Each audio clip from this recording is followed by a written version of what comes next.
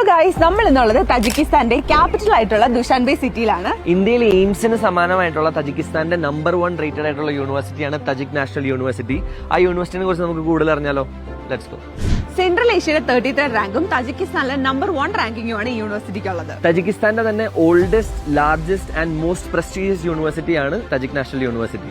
ഇവിടെ MBBSന് 5 ഇയേഴ്സ് കോഴ്സും 1 ഇയർ ഇന്റേൺഷിപ്പും ആണ് വരുന്നത്. അതിലെ ബെസ്റ്റ് പാർട്ട് എന്താന്ന് വെച്ചാൽ 5 വർഷം മാത്രമേ നമുക്ക് ഫീസ് വരുന്നുള്ളൂ. അതും 3 ഇൻസ്റ്റാൾമെന്റ്സ് ആയിട്ട് ഒരു വർഷത്തെ ഫീസ് അടയ്ക്കാൻ പറ്റുന്ന ലോകത്തിലെ ഒരേ ഒരു യൂണിവേഴ്സിറ്റിയാണ് തജിക് നാഷണൽ യൂണിവേഴ്സിറ്റി.